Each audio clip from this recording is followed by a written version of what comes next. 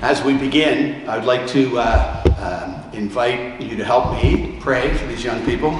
And we pray for all of the young people of our parish that the Lord will inspire them and touch their hearts. And especially during this youth ministry, may they have fun learning about the faith and grow in friendships and in the joy of being with one another. And we ask this through Christ our Lord. Amen. Father, Son, and Holy Spirit. Amen. Before I introduce John, I would like to introduce Maddie and Sylvia. So they'd like to lower your mask so they can see your faces. We're filming this just so that everybody gets a chance to see it. And we'll have it on our YouTube page so you can see it. And then we have John MacMullen here, who's the youth director, the director of the Archdiocese OCY, which is the Office of Catholic Youth. Sorry. But he's in charge of the Archdiocese, and of course Deacon Silverio will be helping out as a chaperone for the program too, and so will I. And we'll be looking for adults to help chaperone, not necessarily to run it, because our youth are going to run it. And that's really, I think, the great gift. Our youth have some incredible gifts to share with us, and we want to give them a chance. So you've heard enough from me, so I'd like to thank John for being here, and thank Maddie and Sylvia for all of what they've done so far. And going to do, right? Thanks, Lily. Thanks, Matt. Very good. Well, welcome everybody. I'm a little torn here because I know I'm talking to the camera, but I can also bring else this thing over on this side. So if I'm looking a little ping-pong-ish, that's exactly what's kind of going on. So as what Father Bob mentioned, my name is John MacMullen, and I work for the Office of Catholic Youth. And my primary responsibility in the office is to help promote, start up, strengthen, support, and extend Catholic youth ministry at our parishes. I started the position about 9 years ago, and at that time when I walked into the office, I asked, okay, how many parishes do we know are doing Catholic youth ministry? And 9 years ago, the diocesan office had a list of 12 parishes. 12. How apostolic is that? Right? 12, the 200 and at the time I think it was like 230 or something at that point. Now we're up to, up until the pandemic, we had about 107. And the pandemic, we kind of took a little bit step back, but now we're kind of getting our momentum back and moving forward. And we're super excited about this, about connecting with parishes and being able to see youth ministry continue to extend across the entire Archdiocese. And I do live in Orangeville, which is just down the road, so super happy to be able to come from Orangeville to St. John's, as opposed to making a trek out to, say, Oshawa or Uxbridge or somewhere else. So this is great. This is really great to be able to be here. So I was actually very involved in youth ministry in Orangeville for a number of years. I'm actually now a volunteer with the Holy Family Ministry in Bolton. So again, the connection of having St. John's taking a step forward and starting up this ministry is great. Just kind of continues to expand the opportunities for young people in this area, which is terrific. A quick story as to why EDGE, and I know it was mentioned after Mass when Sylvia and Maddie did the announcements. You might hear the word EDGE, and people say, well, what exactly is EDGE? Why are we talking about EDGE? So there's two key things I want to really quickly address to understand what exactly that means. First off, the EDGE ministry is a program specifically designed for grades 6, 7, 8 kids. Kids are usually 11, 12, 13. That's your range, am I right, buddy? You looked the profile. Nice job. Very good. So that's the age range that we're serving. Now that ministry actually came out of a high school ministry called Life Teen, which is really focused on high school students. But the recognition was, especially in this day of age, and again, some of us here might be over the age of 30. I won't ask you to identify yourself if you're watching this, and hopefully you know who you are. There used to be a time, long time ago, where there was no internet. And I know that shocks and terrifies some younger generations, but that actually, it's a truth. It's an absolute truth. There was no internet. And back in those days, when we did not have that kind of connectivity, things were very different how we were able to reach out and connect and spend time with people and have relationships. What we're recognizing now with the internet, things that maybe, for example, we went through, again, I'll say myself as a high schooler back in the 80s, 90s, we went through that stage, we didn't have the internet, we were kind of limited as to what kind of information we could access. And it was really relegated to your library or to what you could read. And the internet has changed all of that. And so what that also means is that maybe some issues or content, things that we might run into as a high school person, we kind of help, we hit with that stuff in high school, but a lot of those same issues are working their way down now. To kids who are like 10 or 11, so things that maybe we wouldn't run into until we were 14, 15, 16, kids are now 9, 10, 11 years old, and they're having to address or make a decision about some of these things. So the general understanding we have now is we're not waiting till a traditional high school stage to say, hey, we should maybe start something to maybe address the needs and the issues that some of our young people are dealing with. We need to get at them younger. We need to be able to help support people when they are younger to help navigate what the world is throwing at our young people today. Okay, so when we say, well, what is edge? Edge really is, we use the word edge to define what we recognize as what we see as this tipping point of where our young people are going in their world and in their life today. They're literally on the edge of making some pretty big decisions about how do they connect with the Lord? What is their relationship with God? Is it relevant? Is it valuable? Is it important? Or is it kind of what the world sometimes presents as it's an option, it's not necessary, you're probably fine without it? And our kids are on that edge. And so we say, hey, we're going to go right to the edge with you, and we're going to walk with you. And we're going to show you, as brothers and sisters in the church, what it means to know Christ, to know his church, and to allow God to be the Lord of your life. In a very meaningful, special, and personal way. Okay? And one of the key things behind all of that, which I want to address in my presentation here, is relationship. And I'm going to say I'm not going to represent the church when I say this. I'm going to throw out my own 5 cents here. But you know what? Sometimes we don't do relationships really great in the church. Like sometimes you might know that some of us, we get used to going to church and we have our designated pew. And some of you know what that's like. You know, we have our same pew we like to kind of get to every single Sunday, or whenever we come to Mass, that's kind of our pew. And if we get to Mass late and someone's singing in our pew, some people have a really hard time adjusting to having to move pews around, right? Some people struggle with that. Not everyone, but some people do. And we can get used to coming in and doing our thing and then leaving afterwards. But relationships matter. And in the hearts and the minds and the souls of our young people, who knows them, who loves them, who cares for them, who can they confide in, who can they trust, those things matter. And as they're seeking those relationships, one of the things that the Lifetime Ministry has always sought to do is to try to make sure that our young people recognize that they matter, and who they are, with where they're at, what they're going through in their life. Those things need to matter to us as a church. They're not just appendages to what we do in a church community. They have to feel that they are part of the parish community. Okay? So, with that, let me kind of roll into a little presentation. Hopefully you can see some of this. But understanding why now? Why is it, again, critically important for us to be able to be doing what we're doing? If we look at some of these sources, and this is by a Christian who did this research, his name is Walt Mueller. He actually looked at some of the prime institutions that were influencing the values and the behaviors of people in their teen years and in their tween years. And when I say tween, I'm talking about 11, 12, 13s. They're not really kids anymore, like children. They're not high school. They're kind of in that in-between age. So if you hear me reference tweenagers, that's what I'm talking about. So in the 1960s, generally, I know, hard to believe that. We're talking like almost 70 years ago. Family, school, friends and peers, and church, these were recognized as influencing factors in the values and the behaviors and the morals of our young people. Jump ahead to the 1980s, friends and peers launches to the top of the list. Families there, media starts to show up on the list that young people identify as things that influence their behavior. School is in there, and you know where the church has now fallen off as an institution that's influencing their behaviors or their values. You jump to 2000, you see media has now jumped to the front. All right, and again, we might not be really surprised, as I mentioned earlier, about the internet.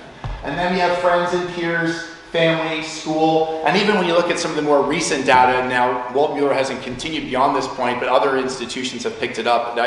You could look for yourself, you could Google it. You can see, generally that's right about where things are staying the same right now. Now, generally speaking, media, friends and peers, family, and school. Now you have to ask the question, what kind of media is being consumed by our young people? What kind of relationships exist with the friends and the peers? What kind of values are being shared? But those are the places that are forming the hearts, the minds, and the souls of our young people. And so for as a church, we have to recognize that's where they're at, that's where they're getting formed. How do we reinsert ourselves into their life and become a form of information for them? So I want to make sure that people understand this, and again, depending on your history or experience when it comes to youth and in the churches, we're not looking at creating a youth group. We're really trying to establish a youth ministry. And what that means, and there's a couple of different things that are very important about this. Youth ministry is seeking opportunities to gather young people together, but it's also willing to go out and engage them in the community. Now again, we've got some phenomenal leaders with Sylvia and Maddie and some other members who are willing to be a part of this. That means that it's not just, okay, we're going to run the edge, maybe like on a Sunday afternoon, and that's just the typical thing. But we also look at, how do we get out? how do we reach our young people who are not coming into the walls of the church? How do we engage them like in their school? How do we engage them like in their sport life? And so there's always a strategic plan to recognize we need to find ways to go to them. We can't just kind of put a sign out in front of the church saying, hey, come here if you're 11 to 13. We have to go earn the right to be heard. And so that part of that ministry is how do we go out to them? We're looking for various adults, people from different walks of life to be part of the parish ministry as mentors and really recognize that you are extending the family of the church to our young people. And we're looking for different age group people. We're looking for men, we're looking for women, we're looking for married, looking for single, we're looking for young people. And again, one of the beautiful things about the high school ministry that has happened across the Archdiocese, we really have some well-formed young people who are able to come, like Sylvia and Maddie and some others, who are able to come here and literally run things because of their experience and how they've been formed as leaders in the church. So it's a real blessing to have them. And so, again, we're wanting to invite our young people to be part of a parish community that cares for them. And this is really the challenge that comes on for the entire parish. Are we, as a church, whether you're actively involved in this ministry or not, we need to be looking at our young people in a way differently where they need to know that they're cared for and that who they're named, what their names are matters, and where they're going and what they're going through in life matters to us as well. All right, so it's not just kind of come be part of a group. We want you to feel that you are part of this faith community. All right, and not just in word, but in action, and how we reach and how we kind of connect to them. So, what makes the Edge ministry work? Maddie mentioned the announcements after Mass, 80 parishes, which is actually probably a bit closer to the truth. But right up until the pandemic, there was like 37, but there's about another 20 are looking at getting back on board now. So the numbers are roughly about the same. But we're looking for strong youth ministry leadership, which we've got a template already going here at St. John's, which is great. Dynamic and dedicated priests. If you have met Father Bob, he's a great pastor, and no one's ever going to accuse him of not being dedicated, so you've got that covered. All good to go. And then we're looking for an oriented, spirit-filled liturgy and music and worship. And again, you look at the homily today, the music that's done at this church. The liturgy is a really wonderful experience here to engage in, so that's also being offered to our young people. We're looking for dedicated core team members. And I'll get to what a core member is in a moment, but effectively, suffice to say, core members are the leaders, the volunteers that make this ministry work. All right? It is not a Pied Piper where we're looking for one person to be the end-all, be-all to make the ministry happen. We almost really actively discourage that, because what ends up happening is you have one person who's maybe very dynamic and really great, and they do a super job, but then something happens and they leave, and then everything comes down like a house of cards. Everything kind of falls down. Everyone's, well, what happened? Well, that one person who carried the load. This way, there could be a change, could be change in leadership. There might be one person leaves or two people leave, but when there's a team, it continues to happen. And that's what we want for sustainable youth ministry. And, as I mentioned, involving willing parents of teenagers. Parents are huge, and again, when you look at where St. John's is, it is a rural parish community, and I'm pretty sure it's still generally discouraged that kids 11, 12, 13-year-olds, they're not driving themselves to church. We have laws against that, and I think it's a just law. So yes, unfortunately for some people that's a frustration, but you have to be patient. But until then, we need parents to be able to bring their kids to participate in these activities and what's going on. And for parents to also maybe assist and support in other ways. So, moving forward, what are some critical components to making an Edge ministry work at St. John's? Okay, Mass. What it is we will always encourage our young people to experience the source and summit of our faith, which is Jesus Christ in the Eucharist, which we receive at Mass. The problem is just a lot of young people, I think, do not know that, and if we're honest, there's a lot of adults who are baptized, who are Catholic, who maybe have forgotten that, or who don't understand the reality that we know to be true, and that is Jesus is truly present in the Eucharist, and we see that in Mass. So we're always encouraging that. Then we have what we call like our Edge nights, or our Edge event, or our Edge ministry, which I guess probably at St. John's would be like on afternoons on Sundays. Am I right? Sylvia and I, we're looking on Sunday afternoons. Sunday afternoons it is. Great. After Mass. So essentially what's an Edge ministry event? Essentially it's an hour to 2 hour experience where we look at three different areas. Catechetical, which means what does the church teach and how does that relate to someone who's 11, 12, or 13? Sometimes we can hear these teachings of the church and it sounds like so big, but like, what does that have to do with me? So we break it down and make it sensible to them. We're also looking at issues. What kind of issues are our young people dealing with today? And we'll tackle things. We'll look at how our young people deal with what the media is promoting about different values that the church sees differently. What do we look at the sanctity of human life? How do we look at, for example, how do you as a Catholic navigate social media in a healthy, holy way? You know, does your conduct on social media matter? And we say, yes, it does. So we look at all sorts of different issues, dealing with stress, anxiety that our young people are dealing with. How do we, in a prayerfully, holy way, cope with those issues? And then we have social times. We have times like, hey, we're allowed to have fun as Catholics. It's dialed down during Lent, but we're supposed to own the corner on joy. We really are supposed to own that. So we want to have times we can get together, celebrate times together, do things where they can feel confident. Hey, I can invite a friend to come to the church, and we're going to do some crazy stuff that they never thought we'd ever do at a church, and it's going to be a great time. They're going to have a lot of fun. All right, so that's very much a part of it. So those three things are there. We'll also do some outreach activities to draw people in. There could be things like retreats. There might be opportunities to, serve in different capacities, maybe collaborate with other parishes. This is happening now across the Archdiocese in an amazing way, where parishes are getting together. We're sharing retreat experiences together among parishes.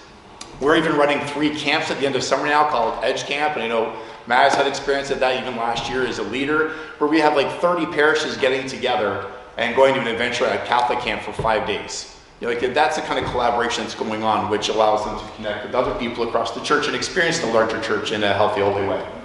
We're looking at giving sacramental experiences, help to revisit the value of reconciliation, not that experience to be terrified of, but to see as an opportunity to receive God's grace. To experience, again, maybe adoration of the Blessed Sacraments, to really understand what it means to come and adore and experience our Lord sacramentally. We want to open that up to them. This one, sometimes weekly Edge lunch breaks visits might be a little bit harder to do, depending on what the team looks like at St. John's. We'll see about that. Vocational awareness. Some people may find this surprising, but we're always discussing and wanting our young people to recognize, what is God calling me to do? What is, not just like what's my job or whatever, but what is God calling me to do or to be as a person? Chris, what does it mean to be married? What does it mean to religious life? Where is the larger purpose in my life? Okay? And essentially, if things go really well, we expand the ministry into a high school ministry later on as well. Okay, we got some time on that. We don't have to do that right now, which is good, but we'll kind of get there. All right, so a very typical Edge night. What does a typical Edge night or an Edge gathering look like? 4 things. And believe it or not, it's actually meant to actually be based on the Mass in certain ways. So track with me with this. One is the gather. We do some sort of fun experience, whether it's a game, there's a drama, there's a video. There's some kind of experiences to kind of draw everyone in and feel like they're a part of the experience together. So it's kind of like the fun part to get started. All right, just as the Mass, we gather people. We have our gathering rites to start Mass. The second part is what we call the proclaim. The proclaim is, okay, what's the teaching that we want? What's the key thing we want you to take away from the Edge today? All right, so it's our teaching. We usually try to keep it within 7 to 12 minutes long because we know that's where our attention spans are of our young people. No offense, man. I'm not talking about you, right? Okay. Just want to be very sensitive when there's somebody in the house. This isn't going to be how an Edge runs, by the way, of me coming up and talking the whole time. I want you to know that. Okay? All right, good. This is boring. Edge will be much better. All right? So, there's the teaching part. Then we have what's called the break. And it's not like, we take a break and relax. We actually break out. We actually take the teaching that we talked about today, and we actually bring our young people into a small group and give them a chance to talk about it. Do you agree with that? Do you disagree? What's hard to believe with that? How do you apply that in your life? Would it be hard to apply that in your life? Does your family agree with that? Does your family disagree with that? Do you have friends that you think it would be hard to discuss that with? We break it open so they have a chance to be masters of the learning, that they can actually share what they think and how they feel about the content. And we guide them through those. And again, that's where we need team to help with that. And then the end is the send. How do we go forward? Okay, we've heard this, we've talked about it. How do we go forth to live this? How do we try to make this maybe part of the way I think, how I react, how I live, how I pray, how I talk? So the whole thing kind of pulls together for the whole experience with a plan to kind of go forward and take this and make this a part of who you are and coming to know the Lord. All right? As we get a little bit closer to the end here, what is a core member? I mentioned this is a really critically, sorry, I'm seeing some people pointing each other out here. It's like, hey, I think you'd be a good core member. Okay, is an adult or a teen who's responding to their baptismal call to serve in youth ministry. And someone who's not on the camera, can I say your name, Julia? Can I say your name? I just did. So anyway, Julia is here in the church. Okay, so she and I were hanging out talking a little bit beforehand. Julia's in grade 10. And again, we have young people saying, hey, you know what, it would be great, maybe I could do some community service hours, to be a part of that. And that's true, community service hours could be a part of it, okay? But I want to be very clear, that's not the most important thing, all right? People can get community service hours as high schoolers to be a part of this, but we all also recognize that is God calling you to do this? Because what we want to make sure is our young people are recognizing that people are spending time with them because we care about them, that they're not just a means to an end. But we're feeling God is placing in our heart to journey and to walk with these young people. And some of them can just really use some mentors in some really wonderful ways, whether it's a young older brother and sister, as a high school teen, but as a man, as a woman. Look, I'd be remiss to say that, look, we recognize we live in a culture where divorce is there, or there's some separations. I know that there's young people in other parishes where, as a man myself, I've had kids talk to me, they really appreciate that there's somebody they could talk to, for a boy to be able to talk to a man because dad's not on the picture or isn't around. And that's why we want to have men, women, high school teenagers being able to kind of create an entire experience of community around these young people to maybe help fill in some of the gaps that might be there. All right? So, community service hours, yeah, we can do that. We can definitely do it. But we certainly wouldn't want someone to, hey, I've done my 35 hours, my 40 hours, I want to check out, because what does that do for the young people that you've walked with, right? So we want to make sure that, you're very mindful that if you're committing, that you're at least committing for the year or for the process. So a young person who starts to emotionally invest in you doesn't know, hey, where did my leader go? It's like, they wash their hands. No, it's not quite that easy. All right? It is a vital part of the intermission program, no question about it. And again, we're looking for people who can demonstrate a commitment to the Lord, if I could really say it. That doesn't say it'd be done perfectly. That's one of the things we'd say is, like, if someone comes, again, I keep picking on community service hours, or sometimes we have people who maybe want to become a teacher or something. We would really want to discourage people to just come use the ministry as a means to their own ends. But to recognize that, you're walking along here. And one of the questions is, if you're going to be a leader, if you're going to try to walk young people to come to know the Lord, what is your path like? What are you doing to continue to walk closer to the Lord? Are you praying? Because we can't ask them to increase their prayer life. We can't ask them to have a love of the Eucharist or a love of the community of the church if we ourselves aren't able to do that. I think you've probably all heard it. You can say anything you want, right? They say, what's that saying about teachers? That, young people are more inclined to follow witnesses than they are teachers. And if they're going to listen to a teacher, it's because they're already witnesses. And so, again, it's very important that we want to make sure, not that we're perfect, we're all sinners, we all fail, but we at least have ourselves oriented towards knowing and experiencing the Lord and inviting to walk these young people in that same direction with us. Okay? And then, again, willing to commit to serve the church. Can you just kind of mention that? And again, that we're dedicated to the mission, and the mission is just leading them closer to the Lord. That is really the mission. We want to draw them closer to the Lord, leading them there alongside them. Not necessarily pointing, hey, you need to go that way. Let me walk beside you. There's that saying that we use, I use in a number of different things. I'm also a baseball coach, and we say one of the things we want to be careful is we're trying to avoid being a sage on the stage. That's what we're looking for. We want to be a guide on the side. And that's what we're doing as core members, walking alongside. So, last thing I would probably say about this, a lot of people, when we were looking for volunteers or people to step up in church, we've all heard it when someone will be up to, hey, we need help to do this and that, and we sit in the church and most of us are like, yeah, someone should help that person. Like, that's a great idea, someone should do that. But we typically disqualify ourselves from that same calling. And here's some of the, I call these, the three things that come out of this. People say, hey, this mission sounds like a great idea, but I could never do it. Generally speaking, these are some of the reactions. You can check your own heart if this applies to you or not. Number one, I'm not qualified. I can't teach young people. I don't have a teacher's degree. Who am I? And if you look beautifully at the whole history of the church, historically, the church is not run like that. We don't look for necessarily certified people. We're looking for faithful men and women of the church who can love young people. That's it. We're not looking for teaching degrees. Teaching degrees are not a requirement to walk with young people. Number two, there's nothing I think I can offer tweens or teens. I'm not skilled. I'm not funny. I'm not dynamic. Are you faithful? Because if you're faithful, we can work with that. And we've had people say, look, I can bring the snacks. Can I bring a snack? That's my thing. Great. You know what? Some people, hey, can I take photos? The stories and testimonies I could tell of people who said, I'll just bring the snacks or I'll just take pictures. The next thing you know, they're bringing these kids to camp. They're taking them on retreats because they just had an open heart for where the Lord would lead them and end up doing some transformation work himself through them. I don't know much. I don't know about how much time I commit. I think this is one of the biggest ones. People are terrified of time commitment. I don't know what that means. And what I would say is, what can you offer? We'll make it work. Honestly, like if you work shift work and I don't know what I can do on Sundays because my work shift, it's okay. When will you know your shift? Can you make it to 1? If you can't make it out every other Sunday, when we're looking at every other week, right, Maddie and Sylvia? If you can't make it both times in a month, can you make it once? Well, make it work. And the night, and the edges will be probably like maybe 2 hours, roughly, an hour and a half preparation, team gathering beforehand or afterwards to clean up. 2 hours, okay.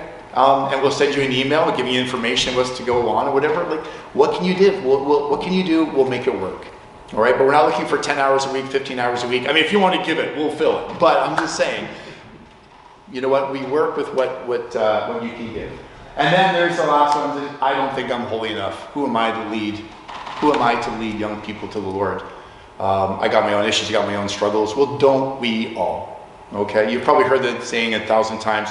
The church is not a retirement home for saints, right? It's a hospital for sinners. And that's who we are. And it's very honest, and it's really great that we can be very honest with our young people to recognize I'm not coming to you as a finished product to walk alongside you. I'm broken. I understand what it means to be broken. I understand the difficulties it can be to be motivated, to struggle for holiness, but it doesn't mean that the struggle is not worthwhile. And I'm willing to struggle alongside you. Okay? So, with that is it. I have a little video afterwards, but what I'm going to do, maybe recommend that maybe we can post that on the YouTube as its own video a little bit later on rather than put it in together. That way you can get the better quality of it. So I won't show it for the recording. Is there any questions? I've tried to kind of do a very quick encapsulation, being time sensitive. Does anyone have any questions or thoughts that they'd like to throw out that we could discuss? People on the video, I can't hear a word you're saying, so you're disqualified from this. But feel free to message the church afterwards, and Sylvia and I would be happy to help. Anyone in person here have any questions that they'd like to get clarified on? Well then, with that, I maybe recommend, would you mind killing the camera? Thank you very much.